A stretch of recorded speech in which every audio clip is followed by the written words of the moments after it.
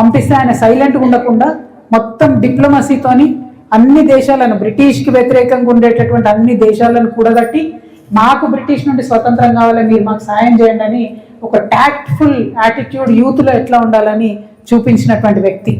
ఎన్ని అడ్డంకులు వచ్చినా ఎన్నిసార్లు జైల్లో పెట్టినా మళ్ళీ తిరిగి తన లక్ష్యం వైపే వస్తారు. అన్నిటికన్నా ముఖ్యంగా ఏంటంటే చాలా మంచి కుటుంబం, చాలా కంఫర్టబుల్ లైఫ్ ఉండేటటువంటి కుటుంబం నుంచి వచ్చినటువంటి వ్యక్తి. వాళ్ళ ఫాదర్ కూడా బ్రిటిష్ వాళ్ళతో కలిసి పనిచేస్తుంటారు, తహసీల్దార్ ఉంటాడు. తనేం చెప్తాడంటే నువ్వు ఐఏఎస్ కావాలి అంటే ఫాదర్ని నొప్పించకుండా ఉండడానికి ఐఏఎస్ అవుతాడు. ఐఏఎస్ అయిన తర్వాత కూడా ఆనాడు ఐఏఎస్ ఇట్లా లేకుండే, మన లెక్క సింపుల్గా లేకుండే, కష్టం ఉంటుండే. లండన్ పోయి పరీక్ష రాయాలి. 6 సీట్లు ఉంటే 4వ ర్యాంక్ వస్తుంది ఆయనకు. ఐఏఎస్గా సెలెక్ట్ అవుతాడు.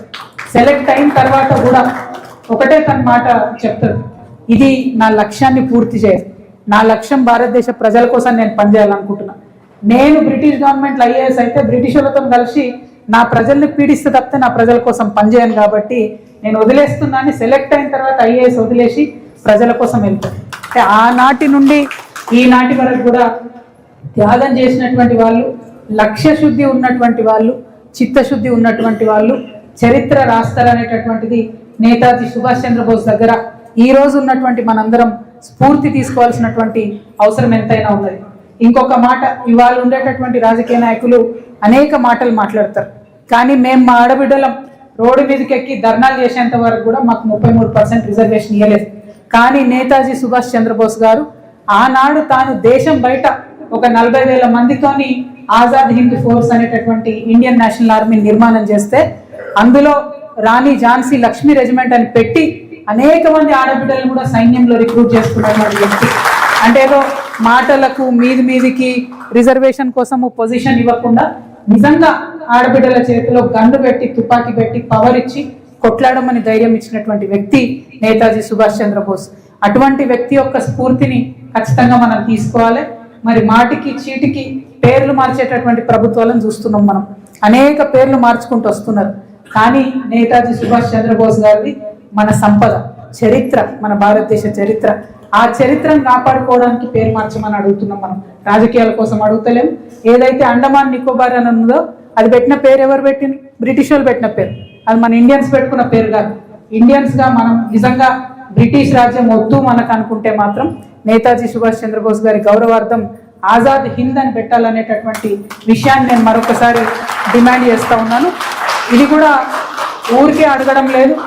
ఆనాటి కాలంలో బ్రిటిష్ ప్రైమ్ మినిస్టర్ బ్రిటిష్ పార్లమెంట్లో చెప్తారు, ఏ అట్లీనైతే మనం తిడుతూ ఉంటామో ఆ అట్లీ అనేటటువంటి ఆయన ప్రైమ్ మినిస్టర్ చెప్తాడు, మేము సుభాష్ చంద్రబోస్ గారు దేశం బయట ఆర్మీ రేజ్ చేయడంతో, మాకు వ్యతిరేకంగా ఒక ఆర్మీని క్రియేట్ చేయడంతో ఈ ఛాన్స్ ఇవ్వద్దని, ఆ భయానికి కూడా మేము స్వతంత్రం ఇస్తున్నామని ఆయన ఆన్ ద రికార్డ్ బ్రిటిష్ పార్లమెంట్లో చెప్తాడు.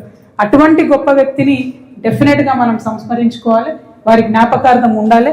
It is a national memory, it is not one persons history. That national memory has to be restored. That is why I am requesting Honorable Prime Minister Modi ji that kindly honor that national hero's legacy and it should be passed on to the future generations. That is why Telangana Jagruti today is writing to your honorable self to make sure that the Andaman Nicobar Islands are renamed and named as Azad Hind, and we hope and believe that the government will positively reciprocate. 26 January is just around the corner. It is a very good day to commemorate such a wonderful warrior. I hope Bharatiya Janata Party government and Indian government comes forward to make sure his legacy is restored and his legacy is kept intact. Thank you. Jai Telangana. Jai Hind. Jai Hind. Thank you.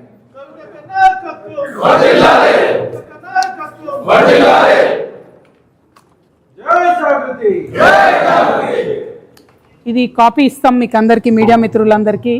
దీన్ని దయచేసి మీరు కూడా Twitter ద్వారా కూడా మేము చెప్తాం, ప్రధానమంత్రి గారికి పంపిస్తాం. 26th కోసం మన జాగృతి పిల్లలందరినీ రిక్వెస్ట్ చేసేది ఏంటంటే ఆజాద్ హింద్ #తోని, జై హింద్ #తోని ప్రధానమంత్రి నరేంద్ర మోడీ గారికి చేరేటట్టుగా దీన్ని పదే ట్వీట్ చేయాలని చెప్పి నేను తెలంగాణ యువ మిత్రులందరినీ కూడా రిక్వెస్ట్ చేస్తా ఉన్నాను. Thank you. జై తెలంగాణ.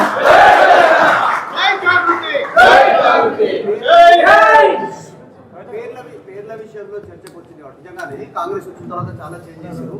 బీజేపీ నాయకులు కూడా మాట్లాడుతున్నారు, హైదరాబాద్ పేరు మార్చాలి, భాగ్యనగర్ మార్చాలి, నిజామాబాద్ ని ఇందూరుగా మార్చాలి, ఇట్లా కొన్ని పేర్లు వాళ్ళకి మేము ఒకటే రిక్వెస్ట్ చేస్తున్నాం, పాలిటిక్స్ కోసం